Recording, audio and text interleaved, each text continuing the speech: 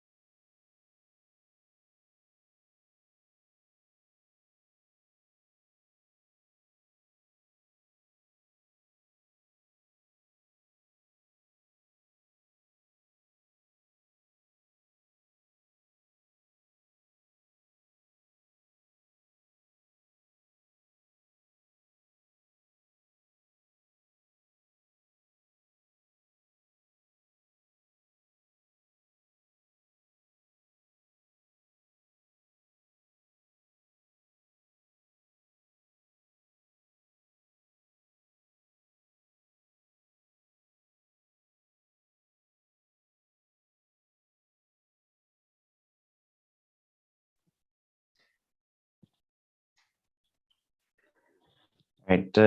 Thank you once again, everyone, for joining us, and I hope you're having a great morning. So as we promised, and as we've done for the past few days, we'll begin with a short recap of what we discussed yesterday. And yesterday we went over the 8 pillars of peace, what they each are, and the different ways in which they interact with the world around us and the communities we live in. So we also got a few questions, I think, from the group, which really reflected on the practical ways the pillars can be applied, whether it's in terms of conflicts going on over resources or to interact with policymakers and other partners in development, including universities and so on. Could someone please give me an indication whether they can hear me or not?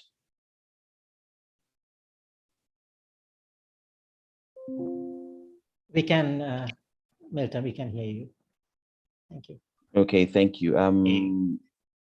For those in the chat saying they have no audio, you might need to log out and log back in, and that might help. So if you'll allow me, I will very briefly share a breakdown of the indicators for Nigeria in relation to the Positive Peace Report. You'll notice that of the 3 domains that we have, that's the attitudes, the structures, and the institutions which sustain peace. Nigeria had a gain in terms of the attitudes and the structures. However, there was a very slight decline in terms of the institutions. And then when you go down into the pillars, you'll notice that a sound business environment, high levels of human capital, and low levels of corruption are the institutions which declined, while equitable distribution of resources, a well-functioning government did not change, and then the rest experienced an improvement.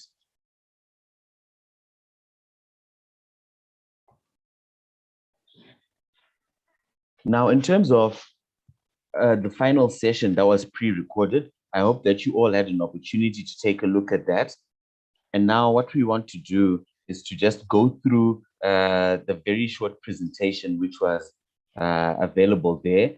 And then we'll go into, firstly, a very quick question and answer session, as we've done in the previous days. And then we would like to do a very quick group discussion, probably for about 20 or so minutes, so that there's a bit of interaction and networking among yourselves.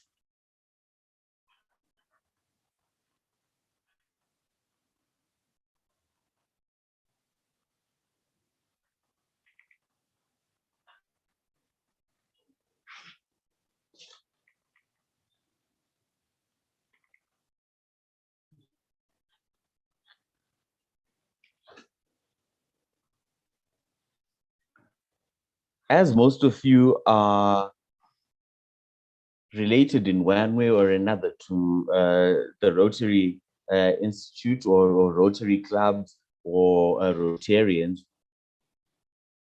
we found it very important for us to begin a peace project or a positive peace program to make sure that we focus on the work or build on the work that Rotarians do.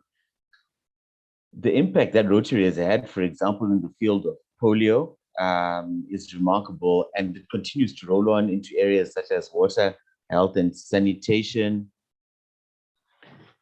It continues to go into areas to do with health. It continues to go into areas to do with youth development and education. So definitely peace and positive peace is another way that is great for Rotary to take up its work and continue having an impact in the world.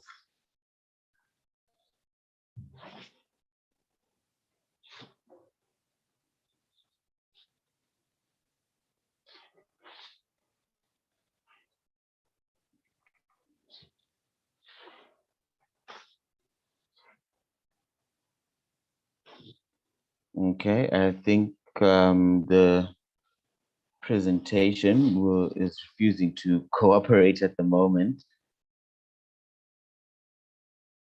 But that's okay.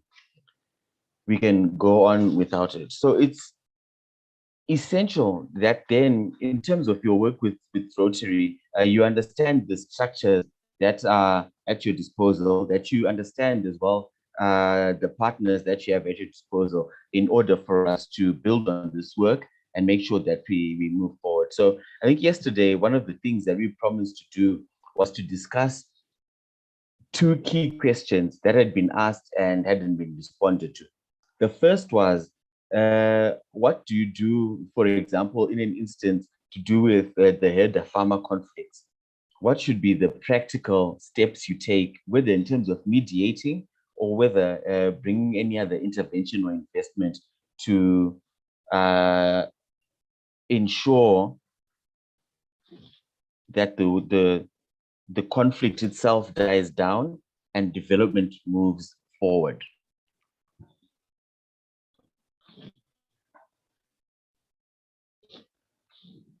Okay. So as we noted, the presentation is up now. Positive peace activation for IEP ambassadors.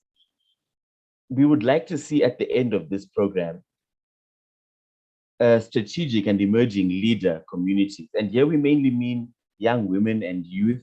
We mean persons with disability and other such groups. We would also like to see events coming up. So once you're an IEP ambassador, we look forward to seeing you hosting your own conferences, your own symposium, your own forums, launch events, for example, for our reports. We have the Ecological Threat Register, we have the Positive Peace Report, we have the Global Peace Index and others. So you can collaborate with each other and ourselves to hold launch events. These could be webinars, these could be physical events, they can involve universities, different government bodies, and so on and so forth. We're also happy to see you host your own presentations on your own work or on our work as the IEP. We're also interested in seeing positive peace projects, whether they are projects you design from start to finish yourselves or redesign. You can see a project by another ambassador or being implemented by another institution and redesign it and give it a positive peace outlook. And this is something that we are also excited to see. As IEP ambassadors, we would also like you to get more involved in education. So this is peace education itself, writing essays, writing academic peer-reviewed articles, reviewing the positive peace framework, and so on and so forth.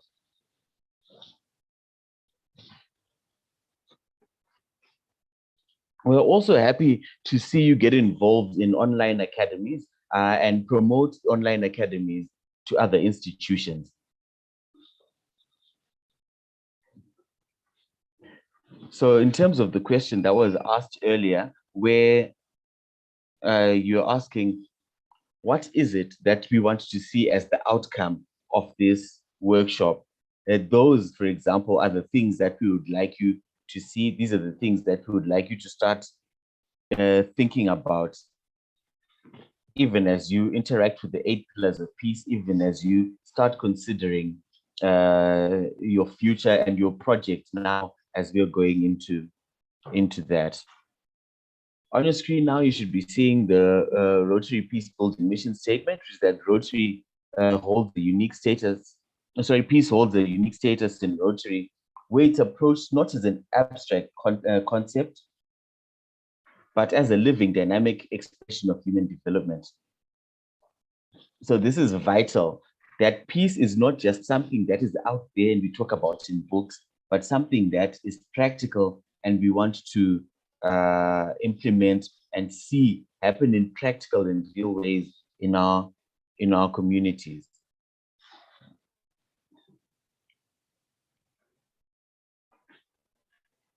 The Rotary Peace Building vision statement is, together, we see a world where people unite and take action to create lasting peace across the globe in our communities and in ourselves by creating an environment where lasting peace is possible. So Rotary's peace initiatives aim to bring about more peaceful societies through its ability to convene and mobilize locally to affect global change. I'm sure when you went through the pre-recorded session, you heard different testimonials from other IEP ambassadors associated with Rotary and some who were not associated with Rotary, with how they went on to implement positive peace projects in different arenas. So this is what we want to see as well coming through in your work. So before we go on to the group discussion exercise, are there any questions?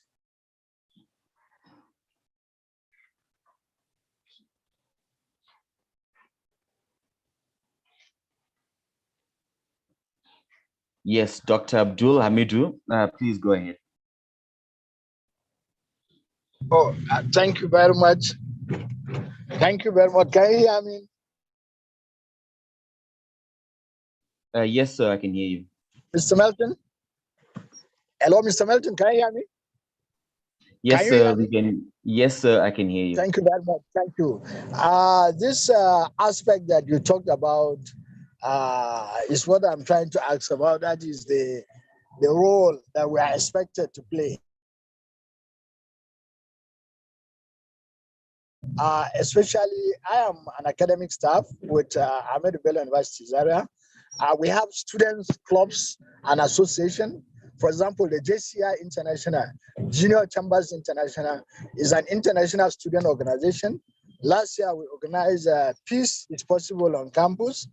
And then I'm also a lecturer in conflict management and resolution. So I'm asking, in terms of specific collaboration, how do I now become engaged? Because already I'm engaged in activities within and outside the campus on peace. So how do I now get linked up with IEP and Rotary Club so that we can enhance the drive for positive peace within my local settings? Thank you very much. Okay, thank you very much for your question.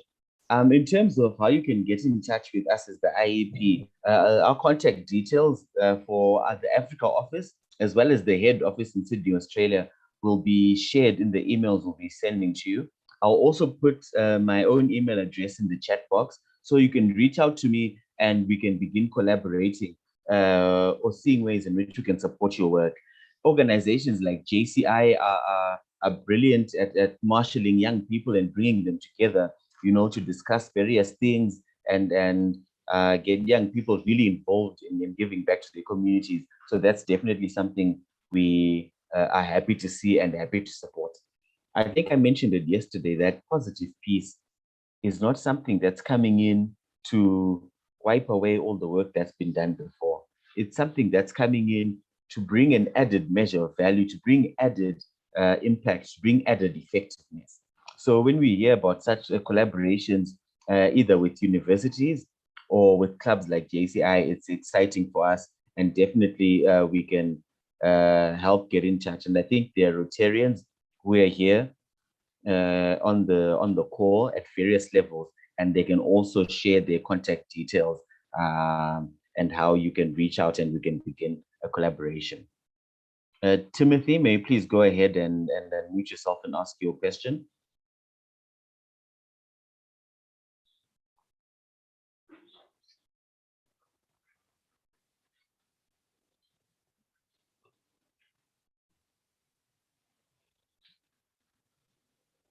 Alamas, Timothy, please go ahead and unmute yourself and ask your question.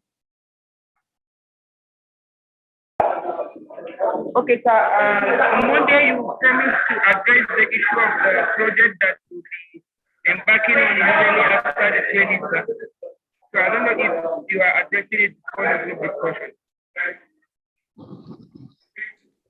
Okay. Yes, can you hear me,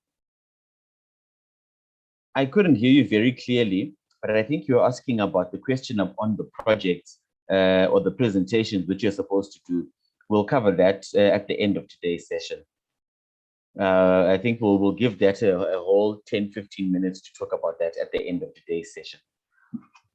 So thank you for that. Sani Saidu, Mohammed, please go ahead and ask your question.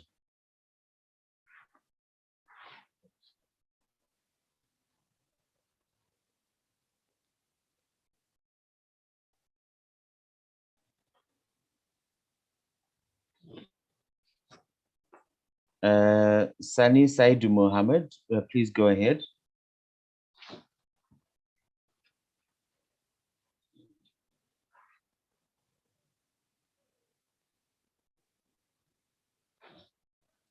Sir, you are still muted. We can't hear you.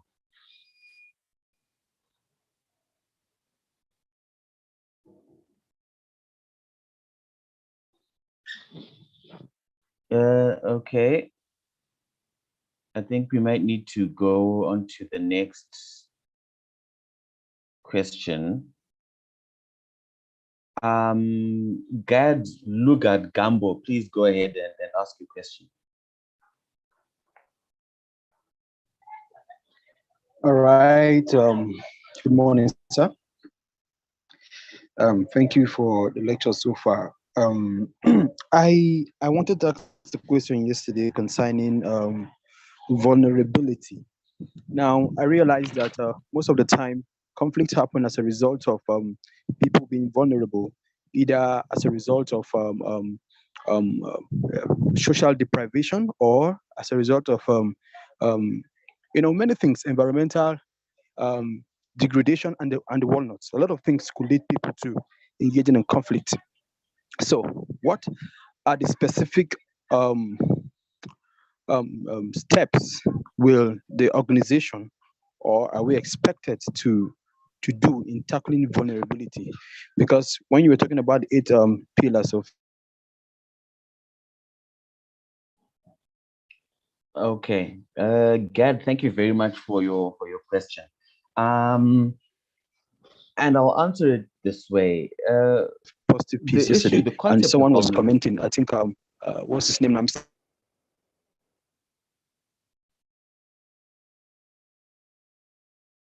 Nigeria. You and I know very well that.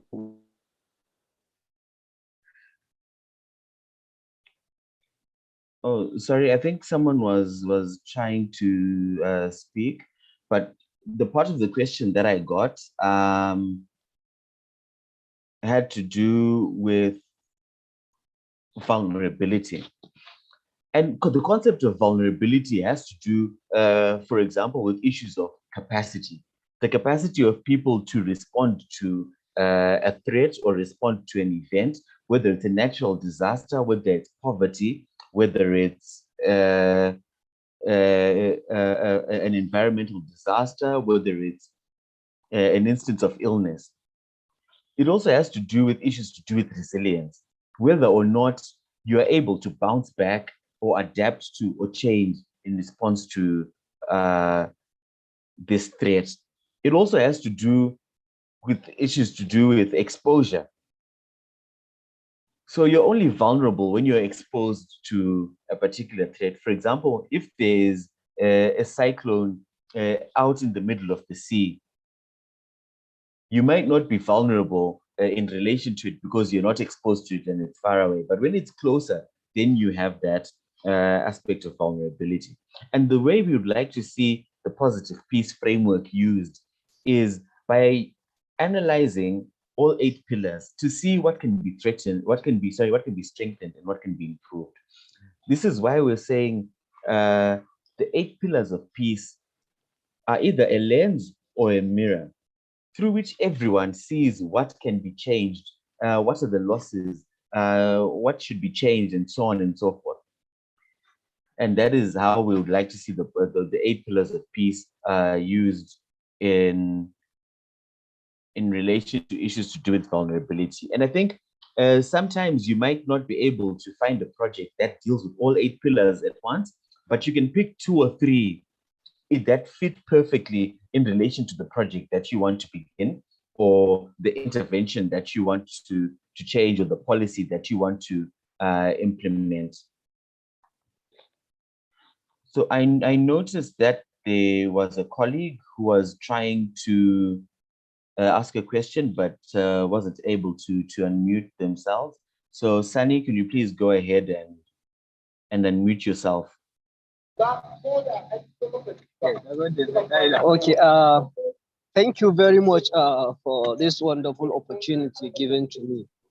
I've been wanting to speak, but the other time I was unmuted. So now the question I have is on the project. If we are engaging in some project,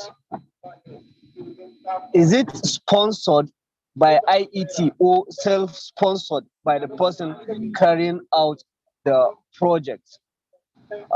Moreover, I happen to be from northwestern Nigeria. I'm a part of the coalition of northern groups where we carry out a lot of peace initiative. But by joining this program, I get to realize we've been advocating for negative peace.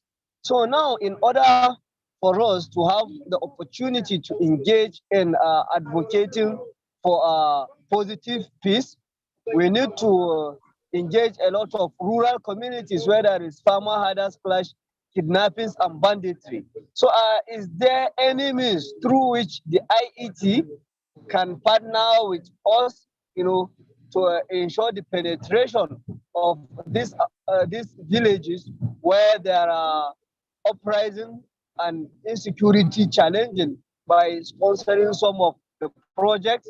This is my second question. Thank you very much. Okay, thank you very much for your question.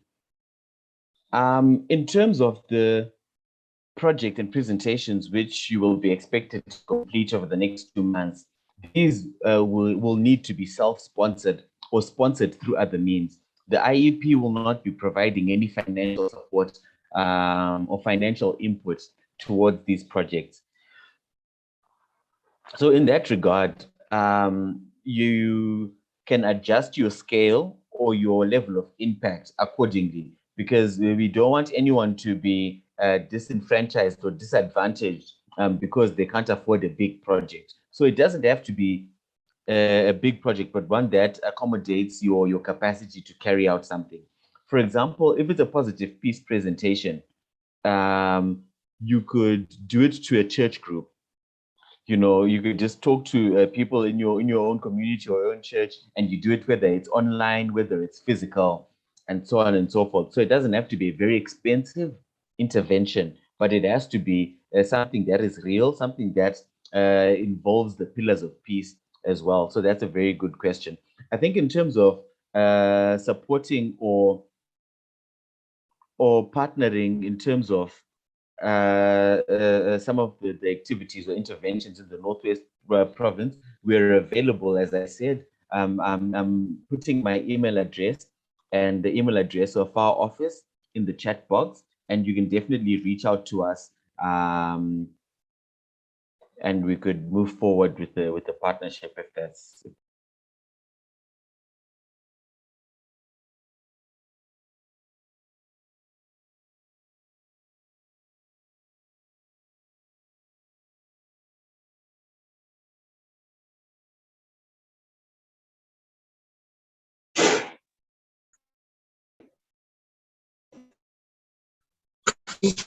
Well done, the moderator and co-hosts. I want to talk on the 8 pillars of peace and the peace activation modalities. When you were doing the recap of the peace pillars of peace, you talked about programs, events, projects, education, and online academies. I think there's just a thin line between programs and projects. Or rather, we want to tell us something about that. The dividing line between projects and programs. That will help us understand it better. If you help us also shed light on online academies, has it anything to do directly with institutions or online, or you're talking about online courses that are always available on the internet? Thank you, sir.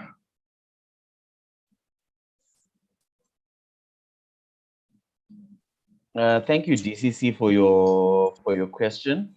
I think in terms of programs and projects, there is indeed a thin line.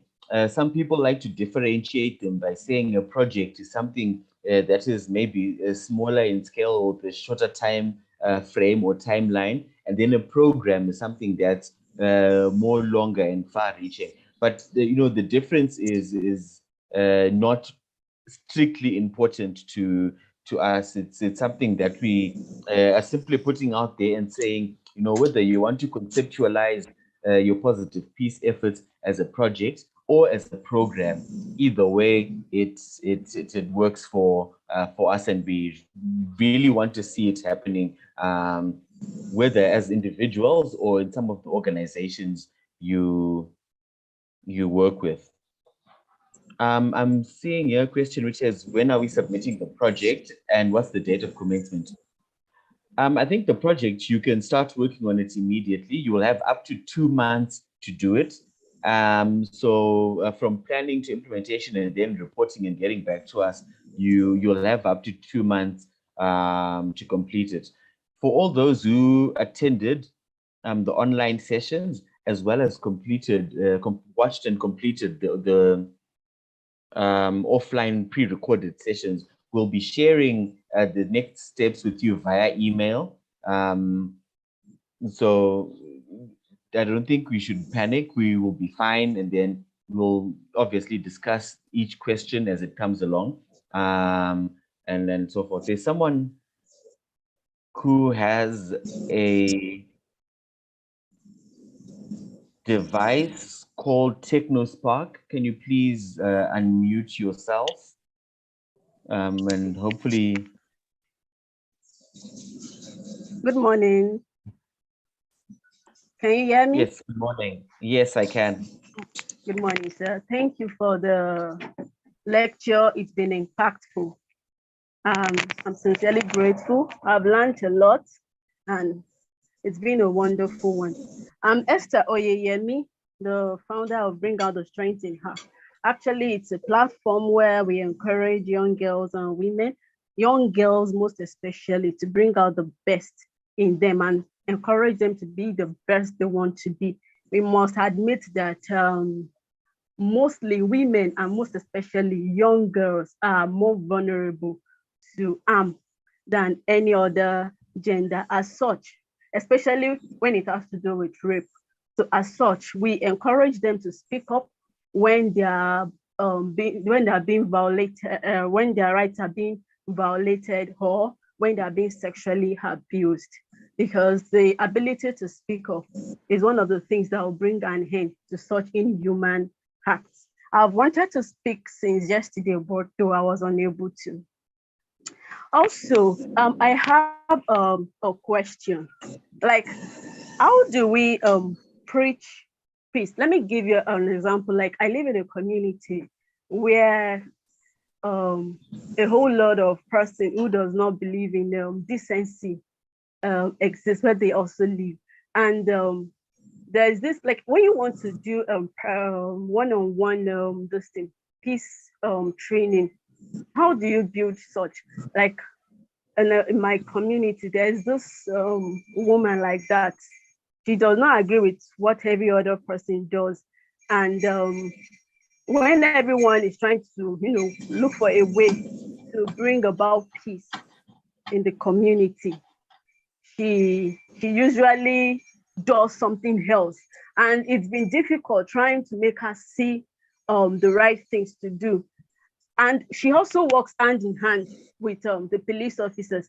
That was where I wanted to speak. When someone said the police are being compromised, that was yesterday. In a place where you want to build peace, but yet even those that are supposed to bring about the peace are being compromised. In such a situation, how do you salvage that situation? That's my question. Thank you. Thank you very much for your question and your comments as well. I think in situations like that, it's important to, of course, acknowledge that people dynamics or human dynamics in relations are things that come into play. And it's also important to realize that people sometimes have different motivations for different actions that they take. Without being too presumptuous or without making assumptions about what someone's motives are, I think it then becomes important to use, for example, the framework that we're offering here, which is the positive peace framework, which instead of focusing on the issues where you are disagreeing, instead of focusing on the matters where you are fighting over, or assigning blame and blaming someone to say, do you know what, you are bad in this way, or you are incompetent in this way, it instead looks at the positives in terms of the opportunities you can begin to explore together. It also allows someone like that to see what's in it for them, to see how a positive peace benefits them. So I think without knowing more about the context you're talking about, that's the short answer I can give you right now. Next, could you please have Professor Alpheus? Please go ahead, sir.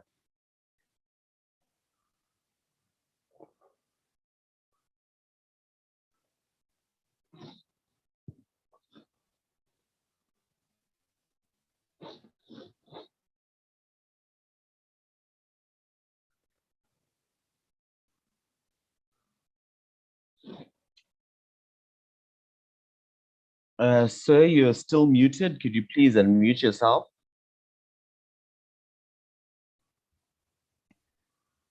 Okay. Can you hear me now? Yes, sir, we can hear you. All right. Well, first of all, I wanted to good morning, everyone, and happy Friday.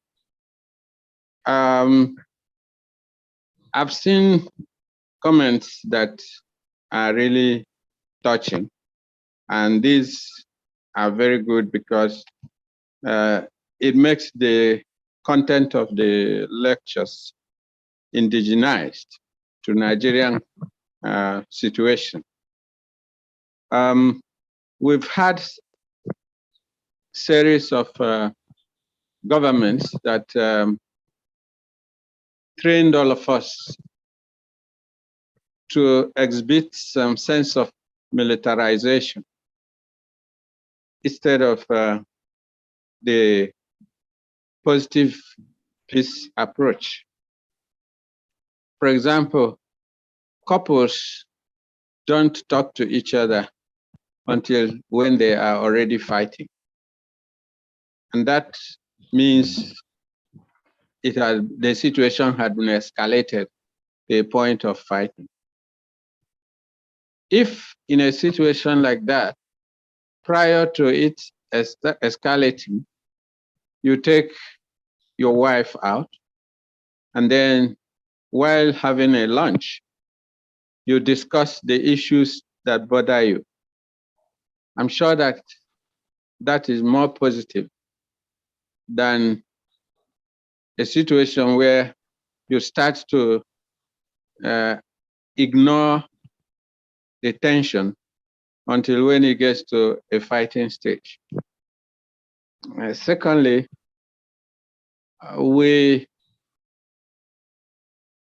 because of the diversity I mentioned yesterday, we are good at seeing the other person differently.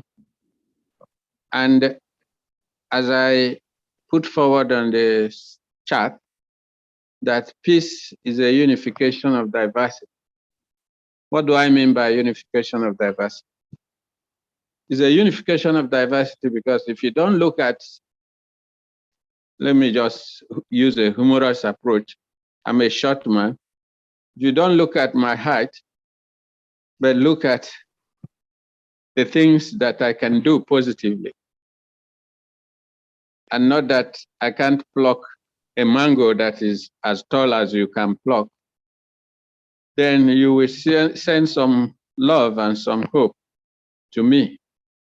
What I mean is that if we can abolish the negatives that we see in each other, we will better coexist with peaceful and positive peaceful approach.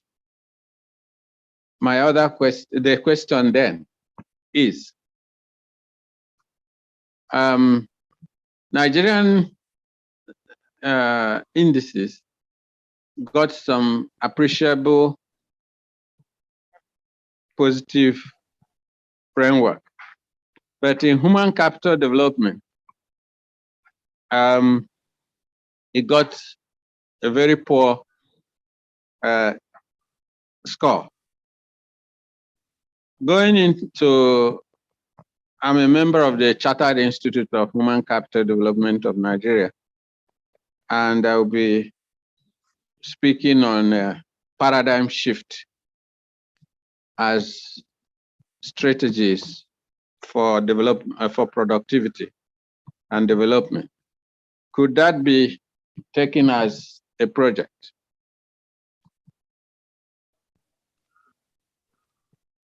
Thank you.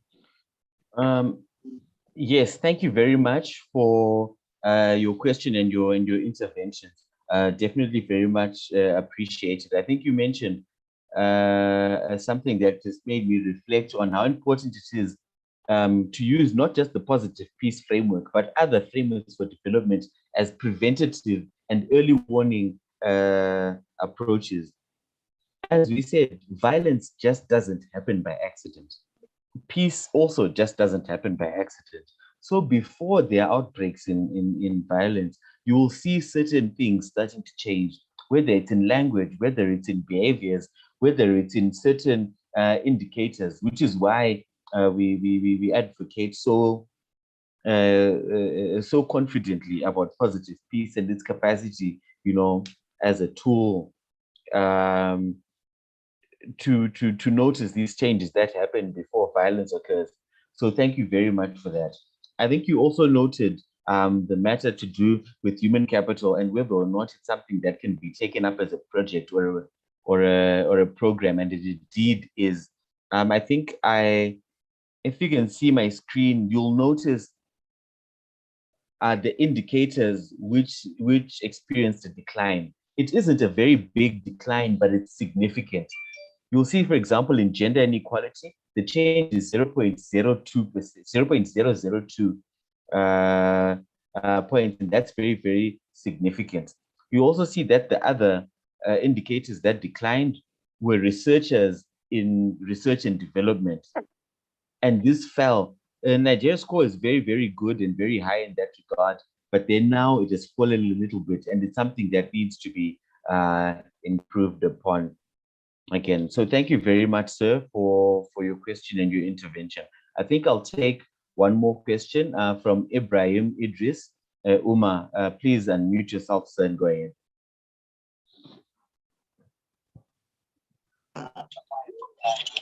Hello, good morning.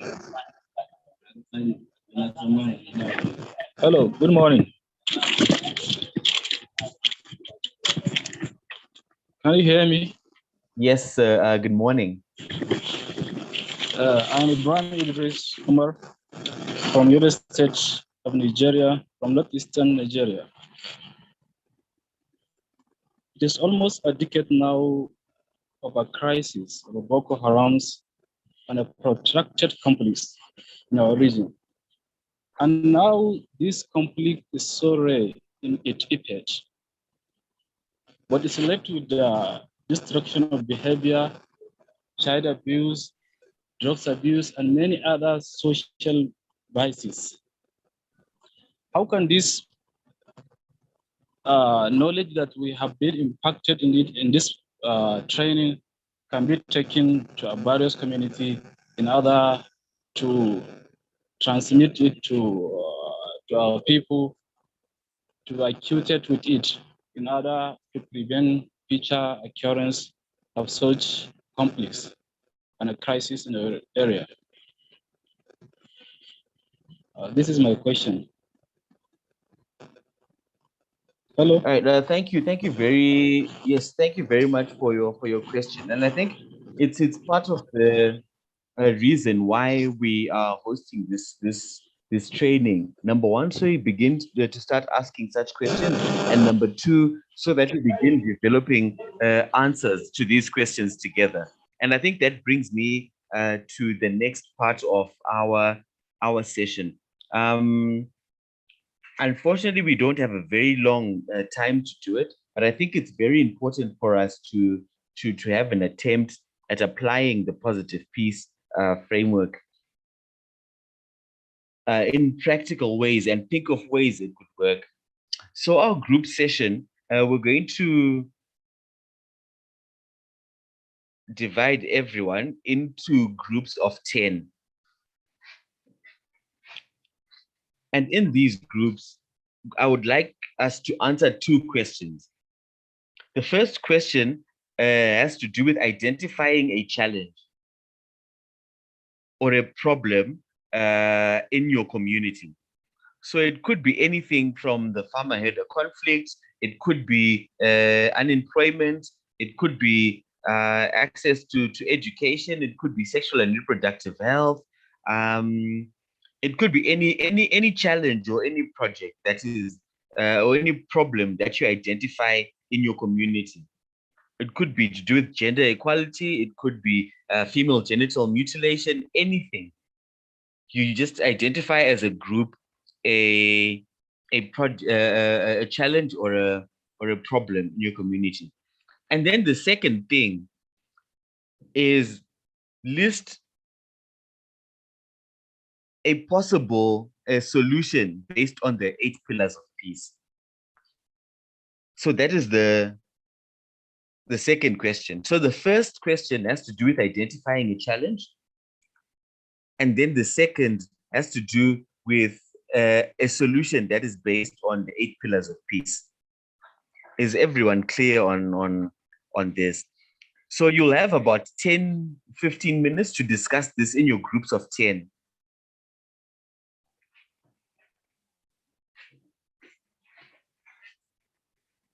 So I'm going to lower everyone's hands.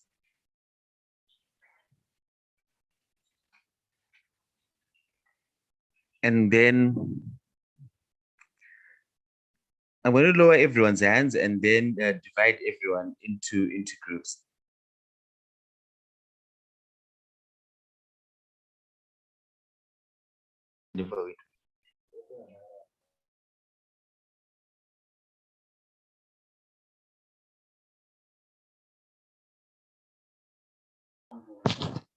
Okay. So are there any questions in relation to the group work?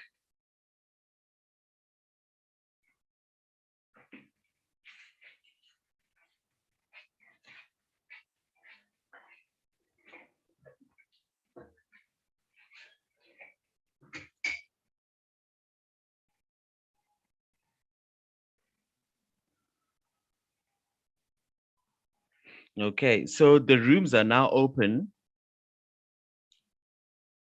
The rooms are now open, and please join the rooms, and then in your groups, answer those 2 questions. The first question is to identify a challenge in your communities, and the second question is suggesting a solution to that challenge using the positive peace framework.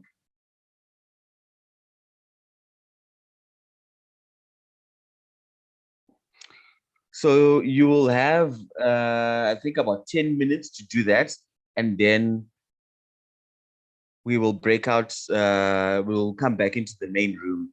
If you have any questions, please feel free to use the chat function to send them to me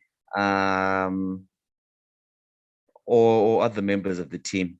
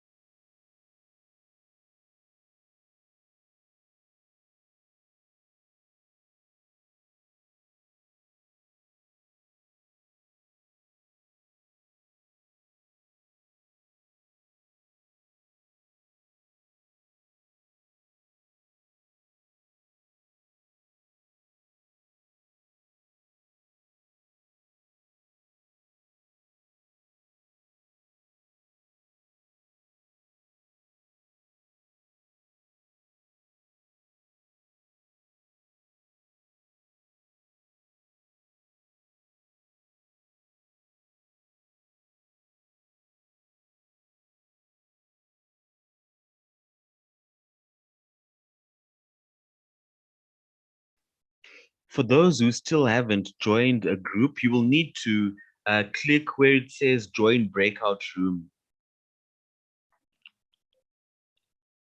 I've assigned rooms randomly, but you will need to respond to where it says join room and join the breakout room.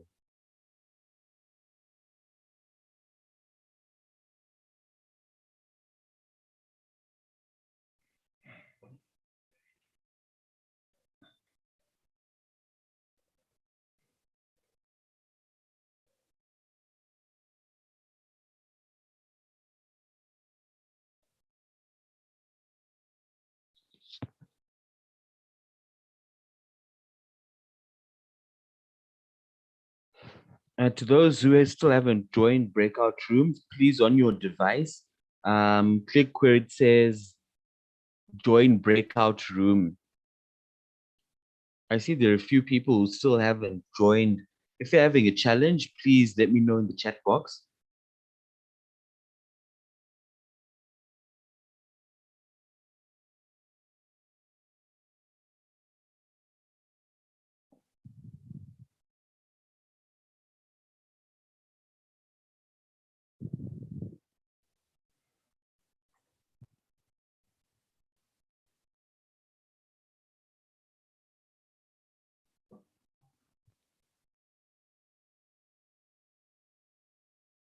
Is there anyone who is having a challenge joining the breakout room?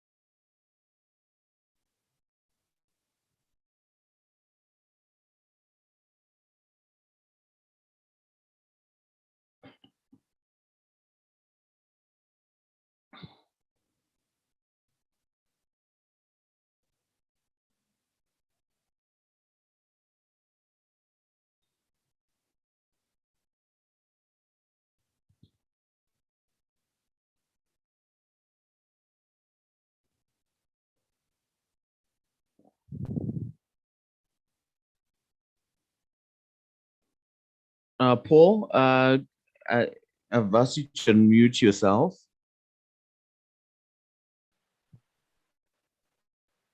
Are you part of any group?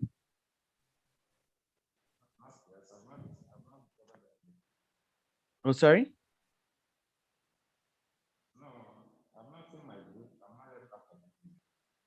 Ah, okay. So I think you've been assigned a group. So please just click join group.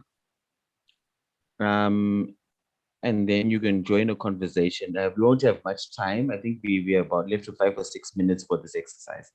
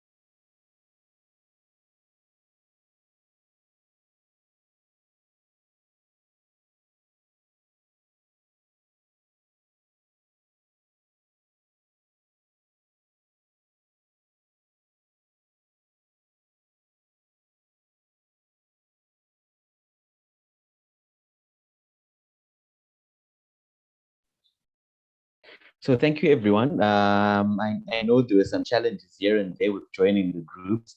Yeah, we apologize, and we know that this can be a challenge sometimes. So it's okay. This will not be held against you in any way. We understand that these challenges do occur in instances like this.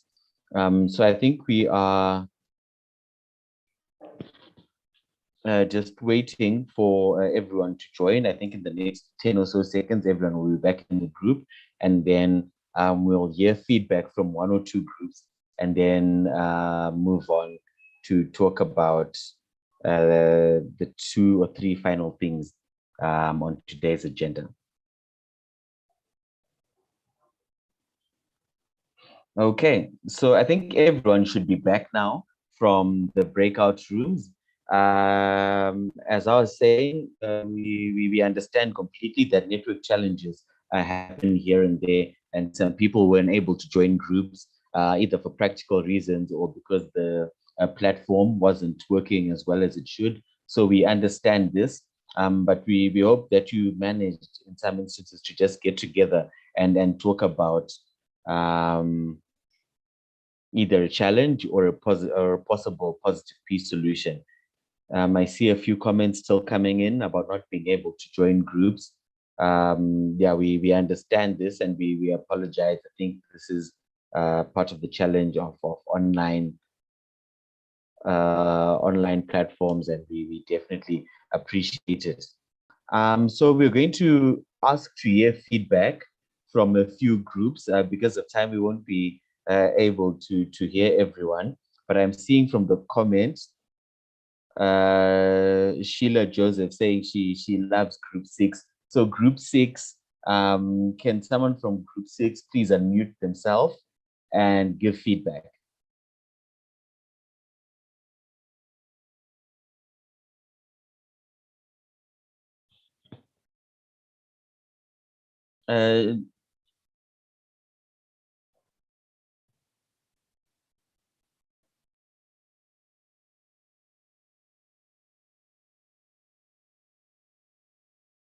Okay, Victor is saying group 4 is ready.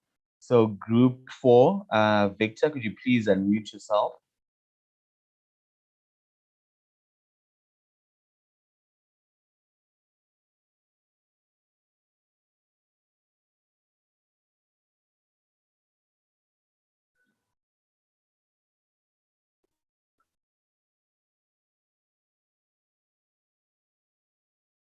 Okay. Good afternoon, sir. Good afternoon, sir. Good afternoon. Good afternoon, sir. Can you hear? Yeah, this is group 6. Yes. My name is Victor. Can you hear me, sir? Yes, yes. We can hear you. Hello. Go ahead. Okay, so we in our group we identify a problem, and the problem we're able to identify is the Fulani herders clashes that normally occur. That's the problem we identified.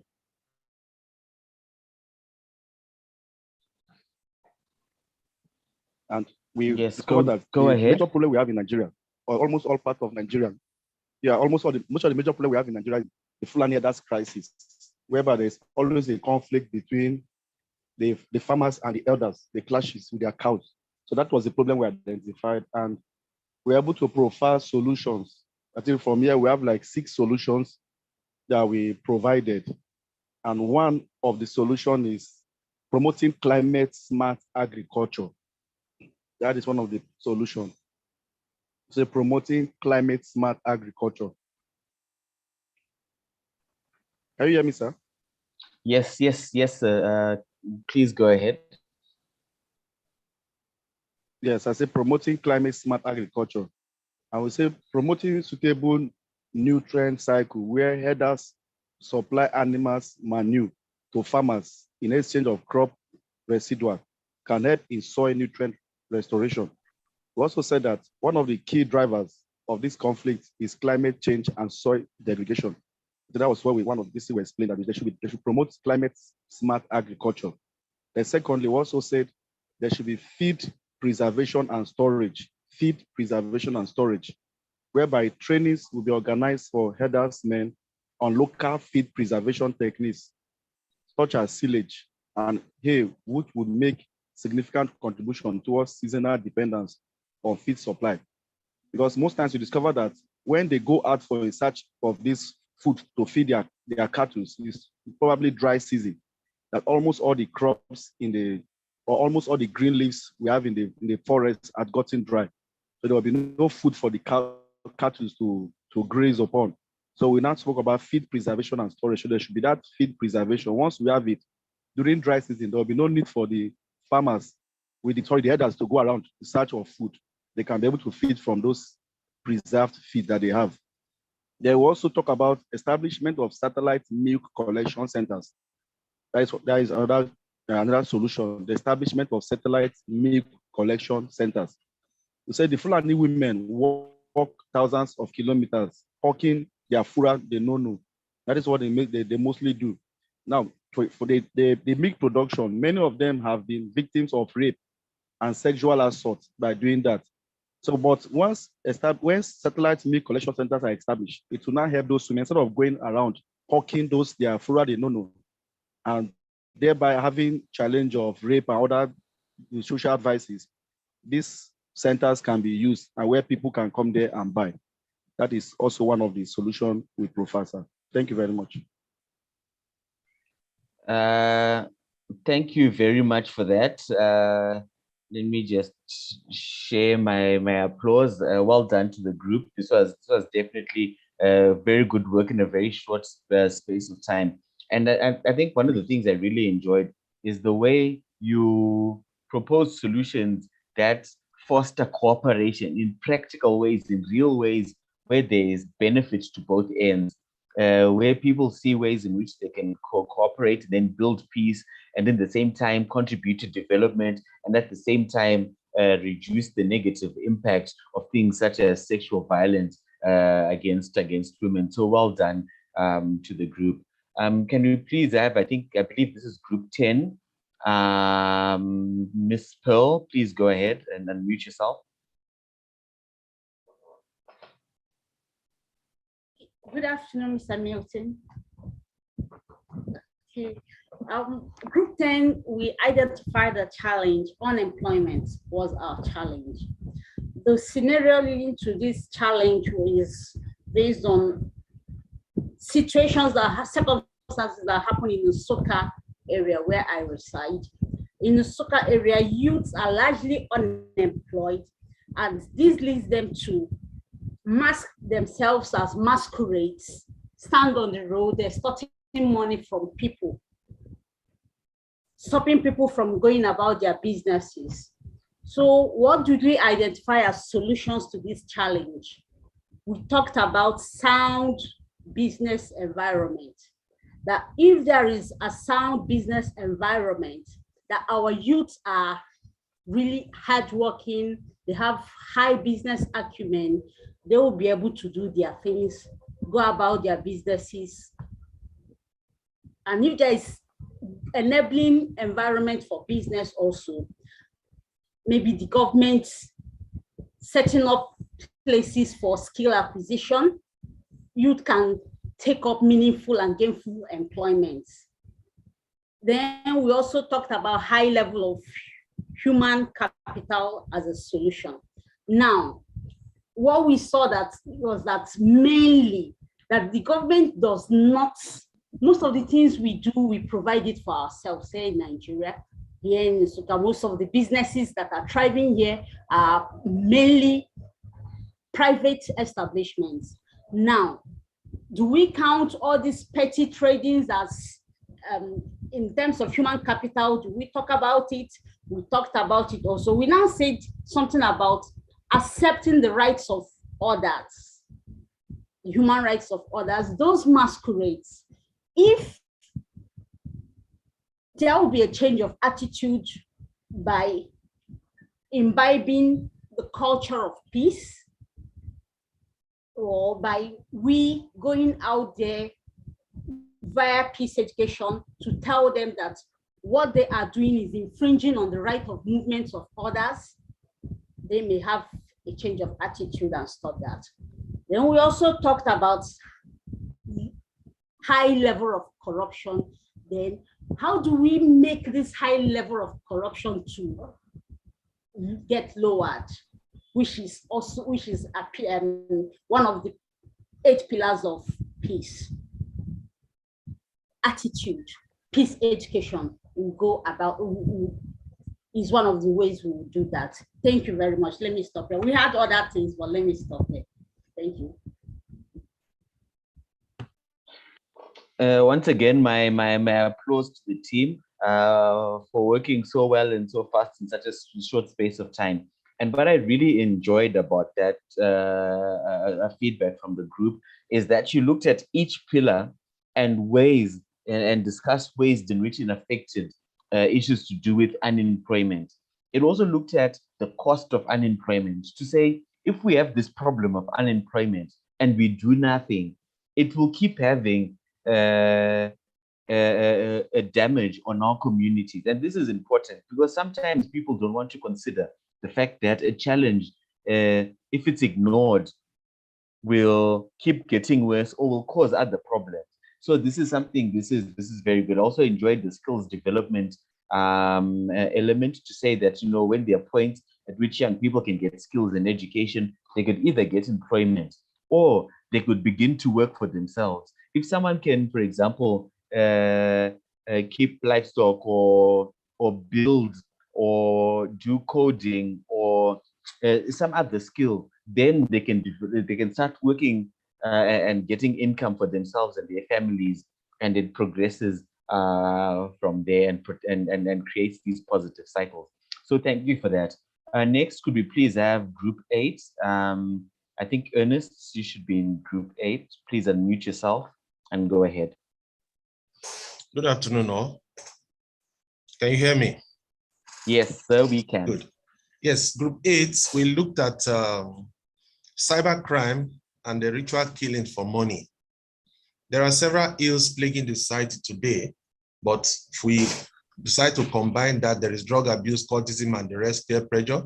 But we've seen that the cybercrime and ritual killing, most of the time, is based on peer pressure and the need to get rich quickly. In looking at the pillars of peace, we discovered that since the pillars of peace work as a system, one, they're all interconnected. And so there is no one cap fit all pillar that is going to take care of this ill in the society. Rather, they are all linked together. Now, take for instance, if we have a well-functioning government, there's equitable distribution of resources, free flow of information, and the rest, just like the other pillar says, most of these things will be stopped, will be checked immediately. And also, good neighborliness, good relations to our neighbor. If I have good relations with my neighbor, I cannot think of using my neighbor for rituals just because I want to make money. And when I know that there is sound business environment, I can do my investment and also make the same money. There will be no need to go into all that. So in brief, it is based on peer pressure mostly, and the solution is found in the 8 pillars of peace, which works as a system. Thank you. Thank you very much. Again, in such a brief amount of time, good work. And I think it's the element of linking the pillars together to show how these things affect one another. And I think another element that's important is, of course, bringing in that element of the cyberspace or the internet. And I think it's important to realize that for tools such as the internet, there are things that we could use either to accelerate negative outcomes or to accelerate positive outcomes. So that's something that's very important to note indeed. So thank you to that group. I will ask Dorothy Stephen to unmute yourself and please go ahead. Please let us know which group you are representing and yeah, and give us your submission.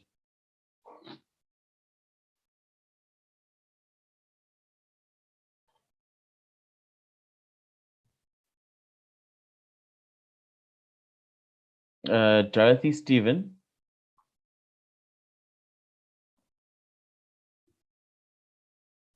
Okay, I think there might be a bit of a challenge. So I will ask Doris Ikechuku, please go ahead and unmute yourself.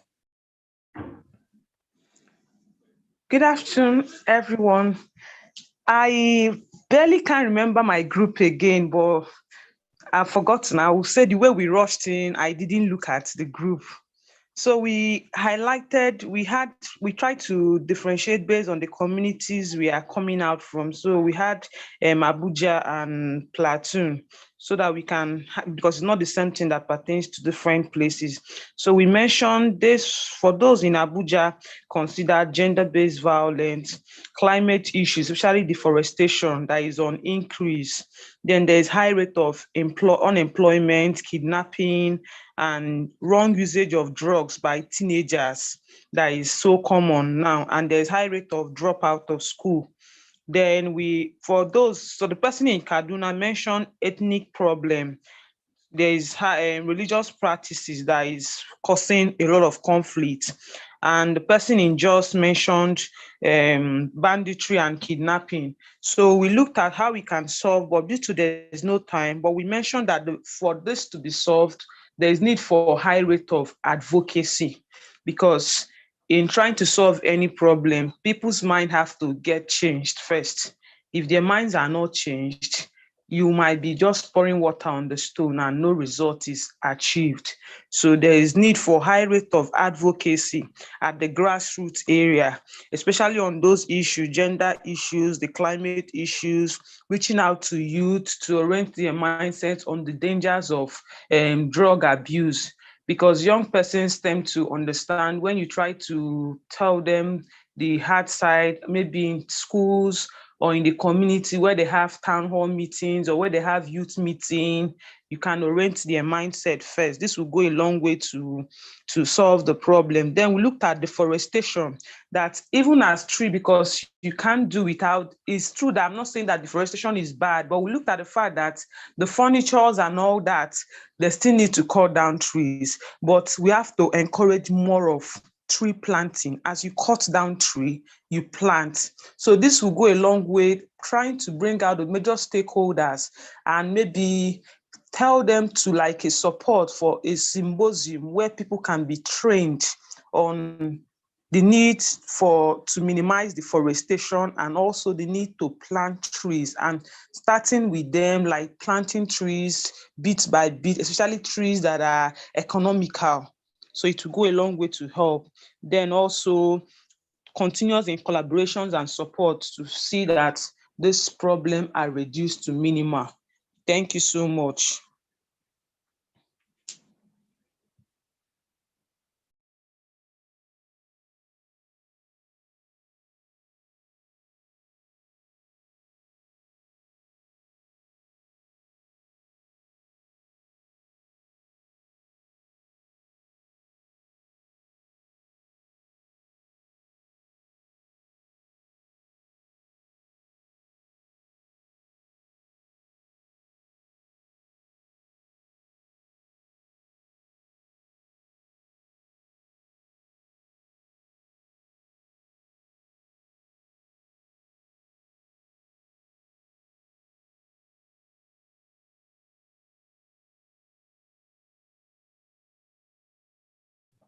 Sorry, I hadn't noticed that I was on mute, but I was simply congratulating the group for the work that they did and the collaboration that they did across the different regions. They're very quickly able to identify the different areas, the different contexts they were from, and then come together to discuss these challenges. And again, in such a short space of time. So that's again something that's very remarkable and good. And I think I picked up very pointedly on the issue of raising awareness, the issue of advocacy, the issue of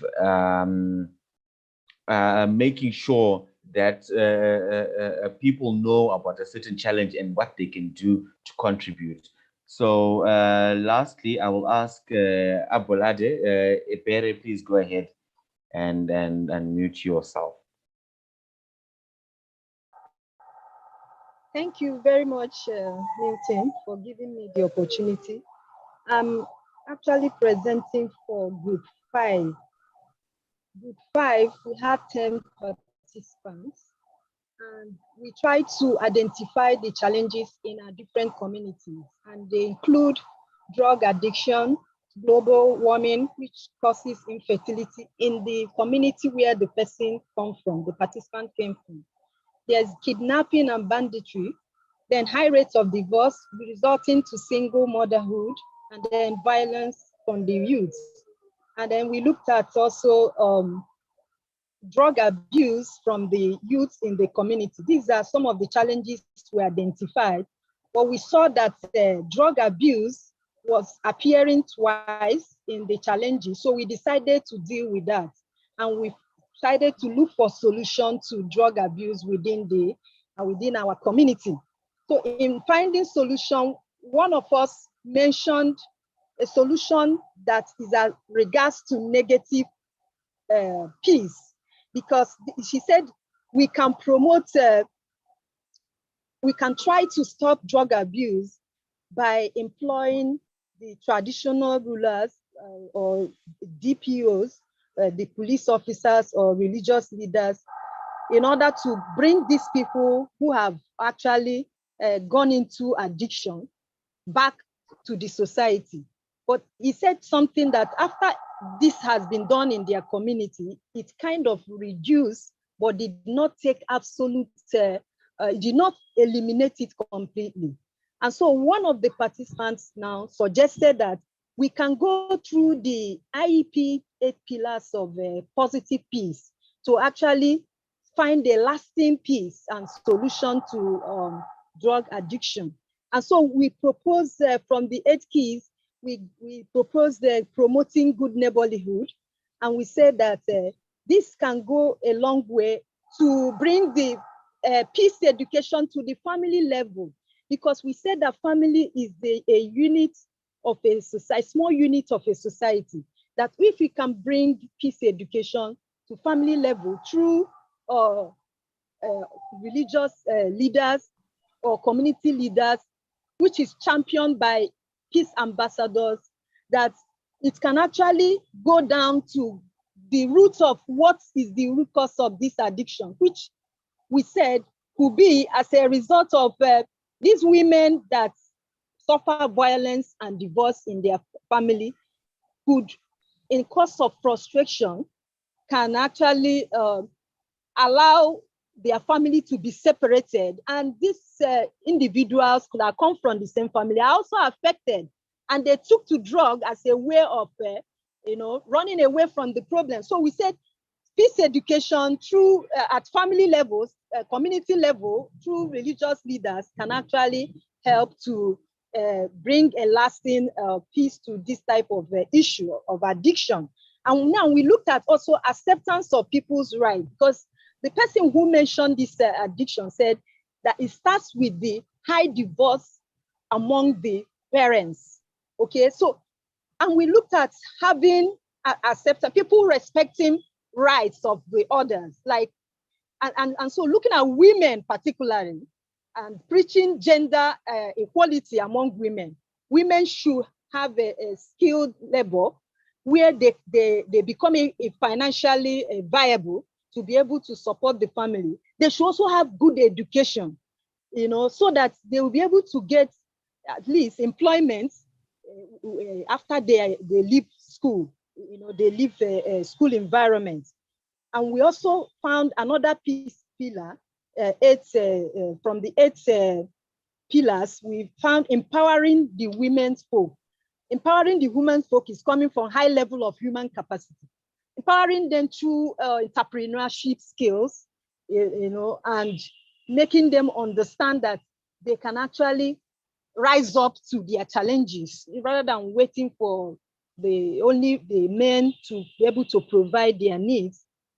And we also looked at another 8 pillar, which is sound business environment.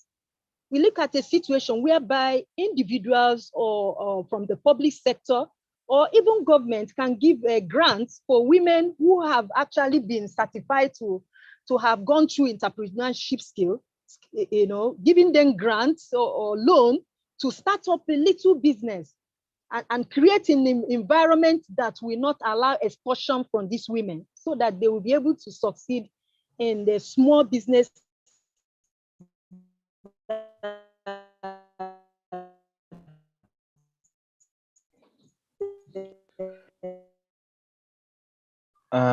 Okay, I think you dropped off towards the end there. They have started. And can you hear me? Can you? Okay, yes, we can hear you. Please go ahead.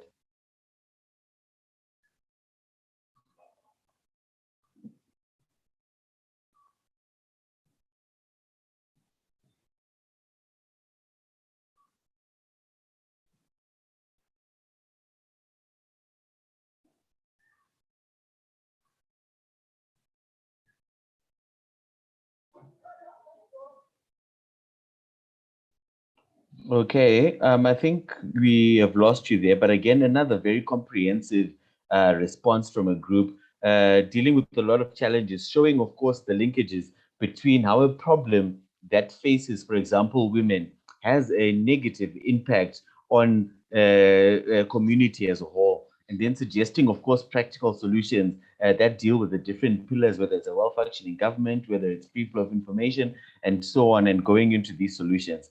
So the purpose of this exercise was that so you just get an understanding or an appreciation, or you begin to think about ways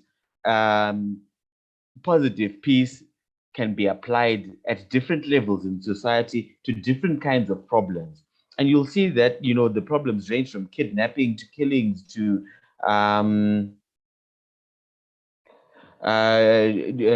unemployment, to things to do with gender, to climate change, and so on. So that's fine. So we really thank you for that. I think I'll ask Josiah, please, I've asked you to unmute. You wanted to make a contribution before we move on to the next session of our training.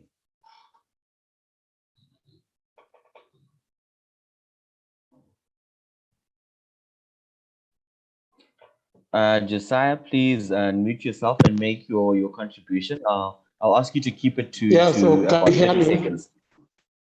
Yes.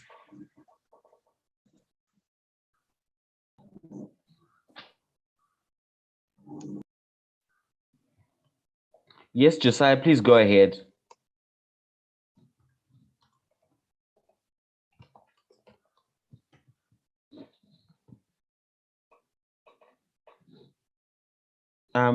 Sir, we can't hear you. I think you might have dropped off.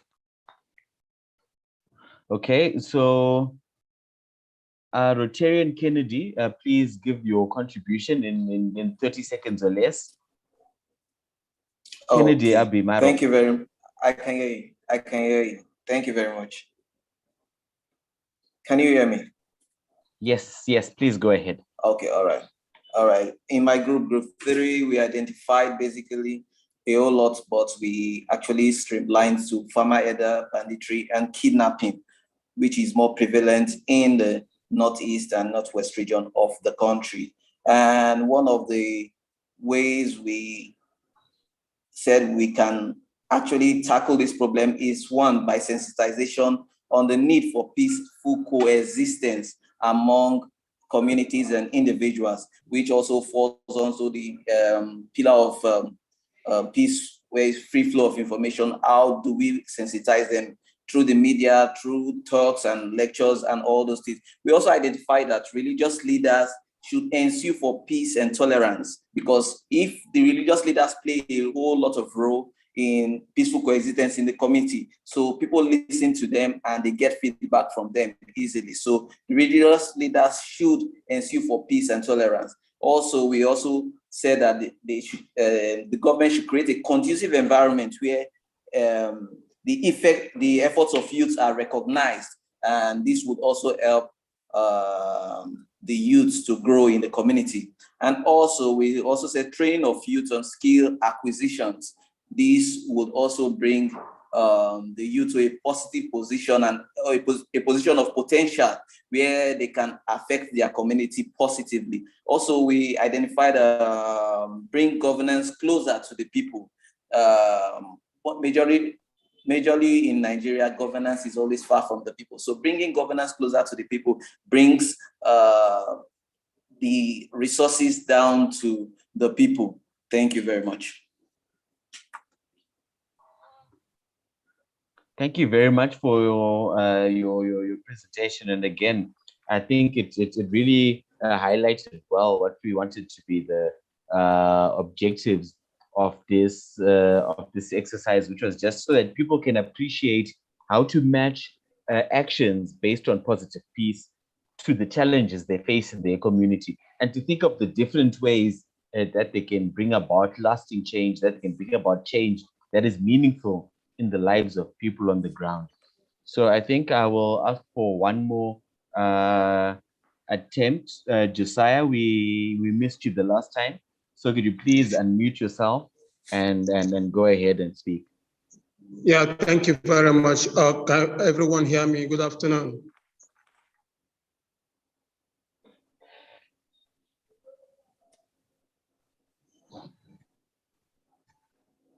Hello, can you hear me? Yes, we can hear you. Please go ahead.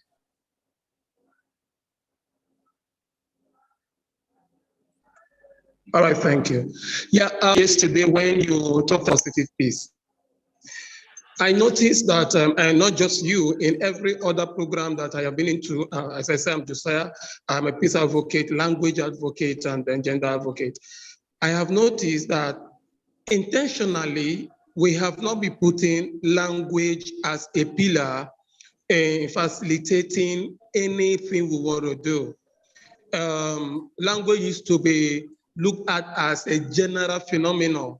Of course, we will say we use language to transcribe, we use language to translate, but when we don't look at language as an important aspect and take it as a pillar to positive peace, it was a lot of challenges. The reason is this: when each community have the language that they relate to, so intentionally, we need to know how to communicate whatever we are doing using the language.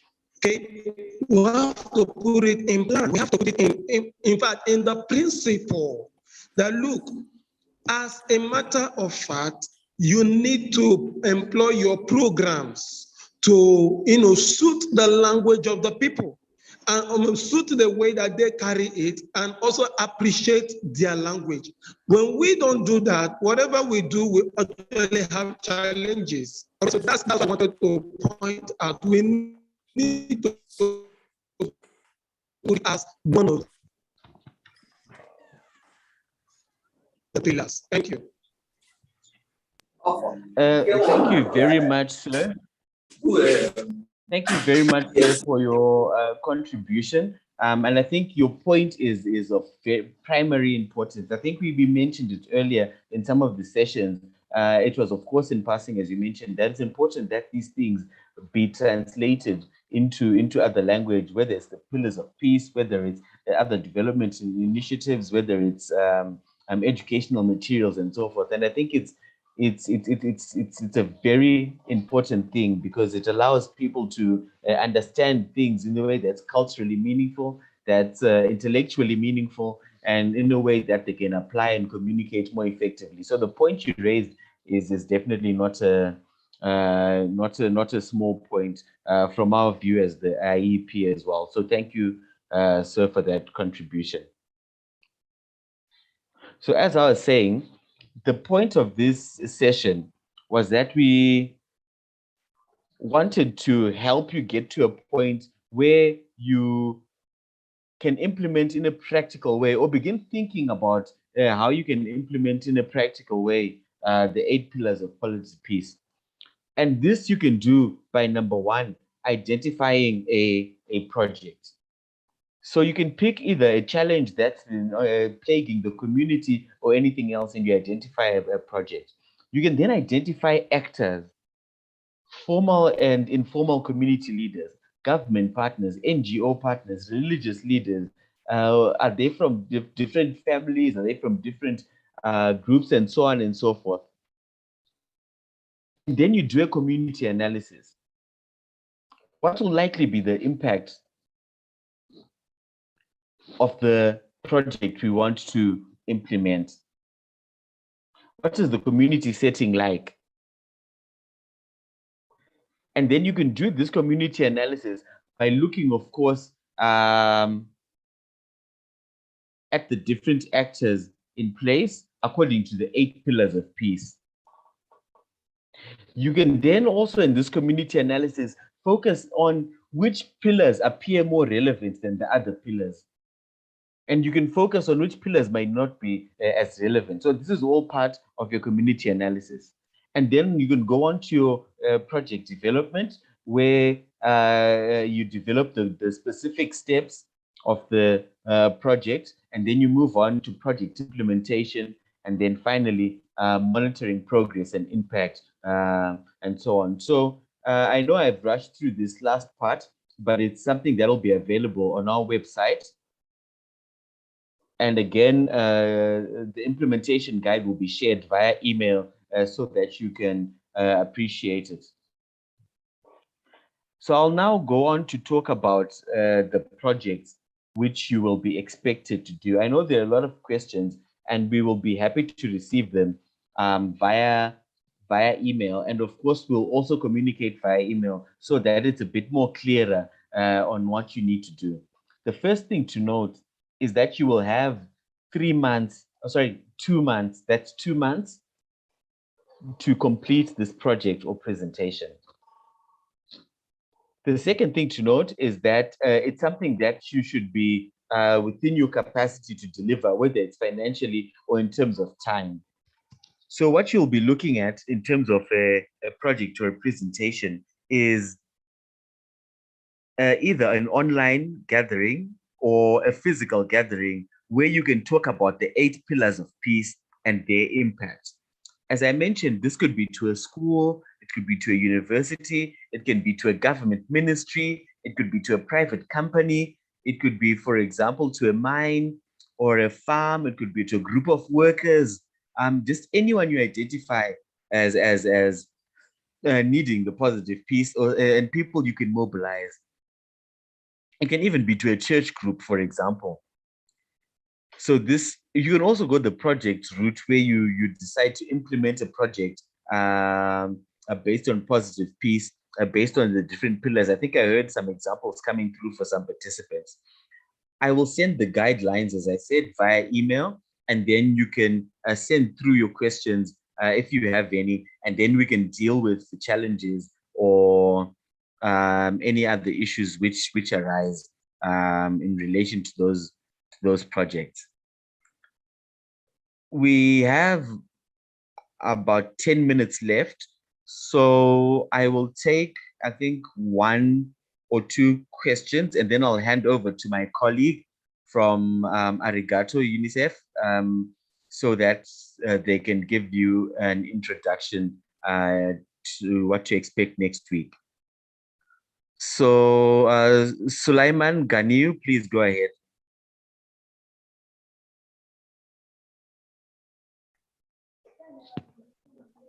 Good afternoon, sir. So my question goes as thus. Can you hear me? Yes, sir, I can.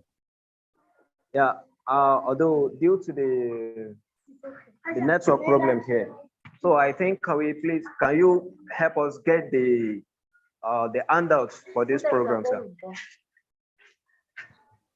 Can you share the handouts for us, sir? Okay, that's my question, sir. Okay, no, thank you very much for that. Thank you very much for that. We are more than happy to share the handouts and other materials via email. I'm trying to see if there's a hand that's up for someone who hasn't spoken over the last 3 days. There's someone with a device that's called Samsung Galaxy S7. Please go ahead and mute yourself.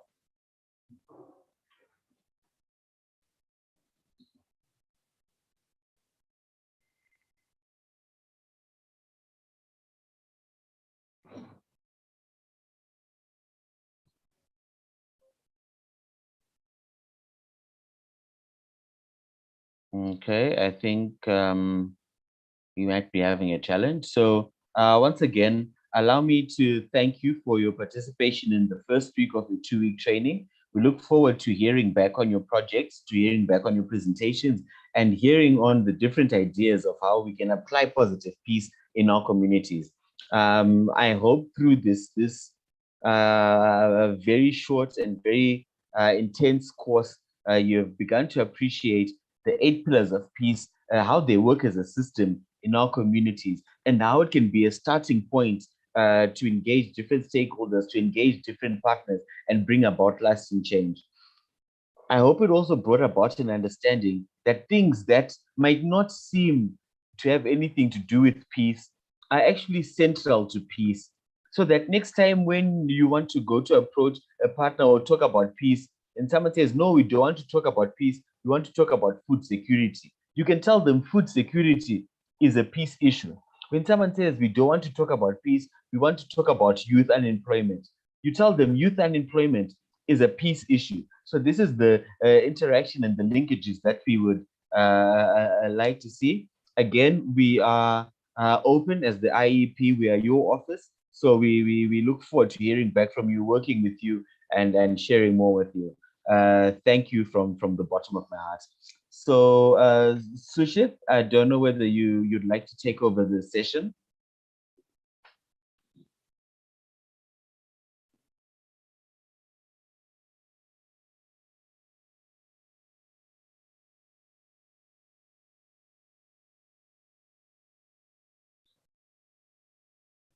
Hello, Suchit, are you there?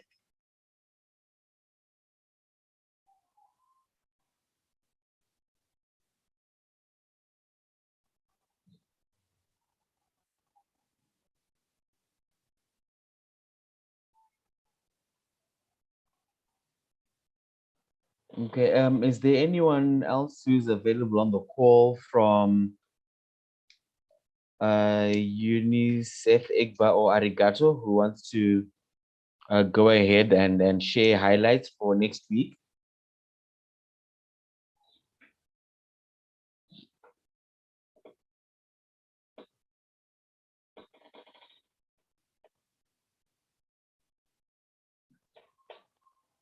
Enoch? Okay, no, that's fine. So while we wait for someone to come in, if there are any burning questions, I would be happy to take them. Emmanuel, please go ahead and unmute yourself and make your contribution. Thank you, Milton. First of all, I just want to apologize. I came into the class late.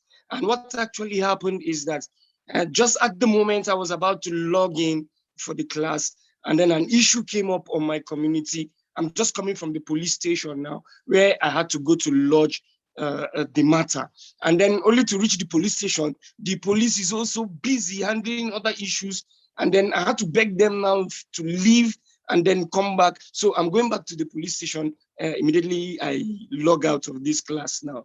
But actually, the point, it seems I came in and I noticed that the class was shared into groups. And sorry, I was not part of any group.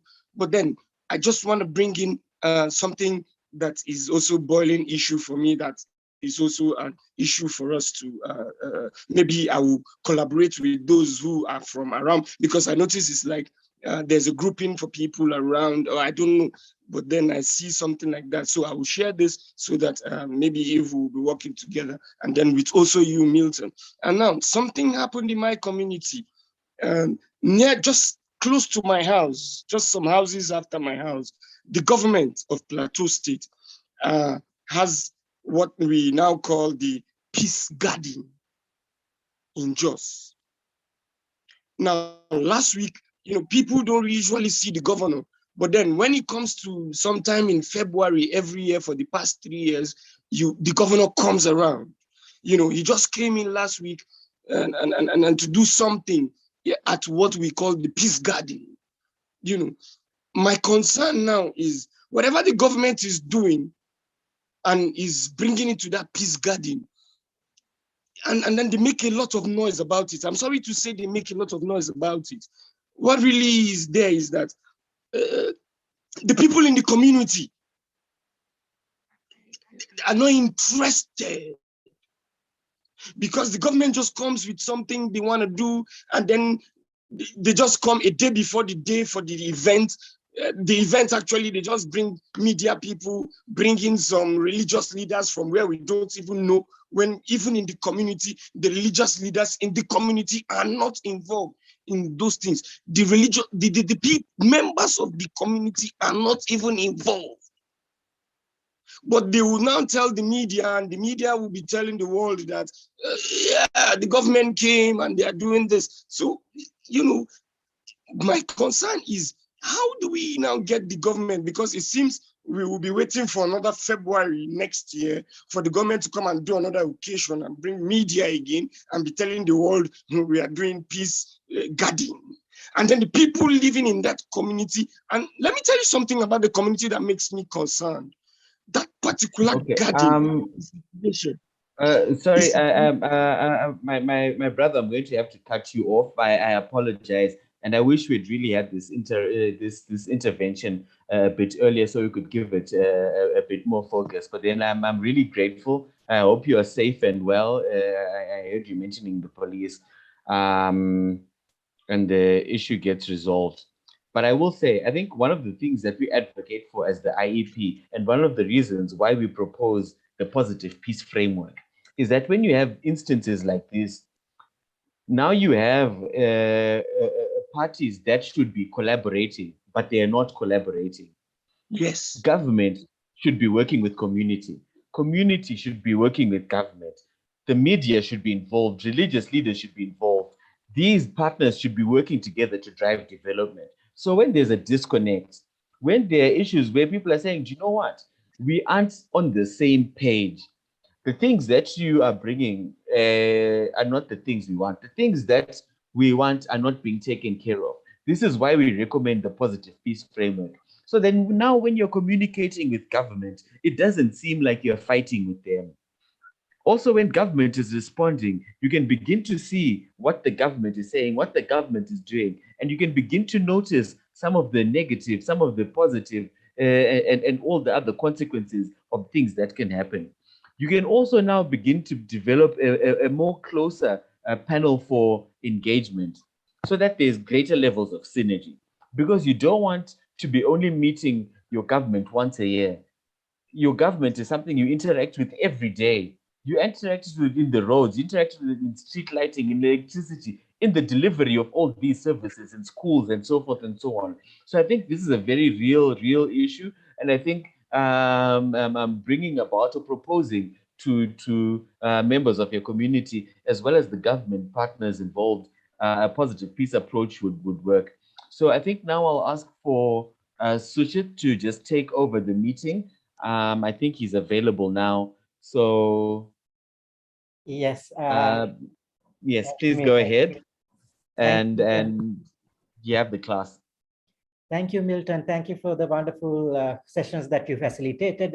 It's really meaningful to see the participants reflecting about these critical peace issues across Nigeria and looking at it in a holistic way through the 8 pillars of peace.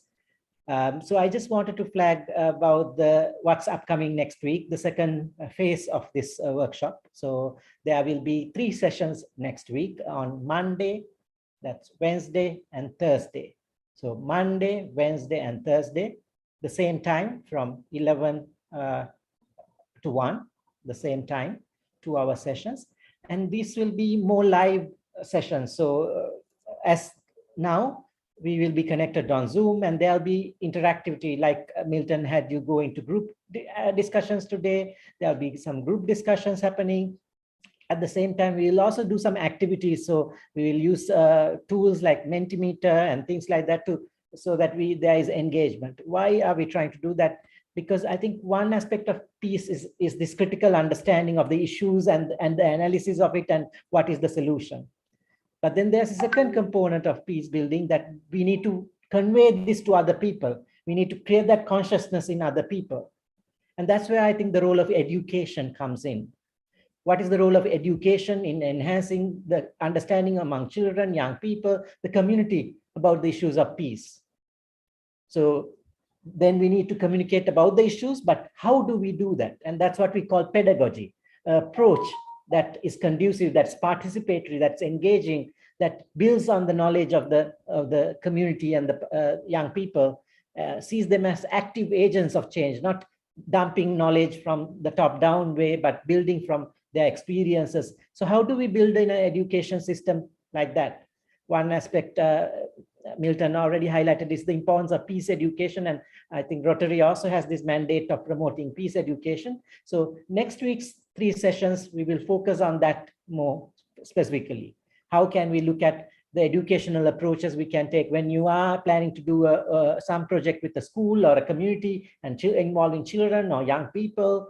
How do we make sure that it's in a way that's transformative, that we really create the dialogues that are needed to transform our communities, and we take the action that is needed to transform our communities? So this is what we are going to explore tomorrow, next week.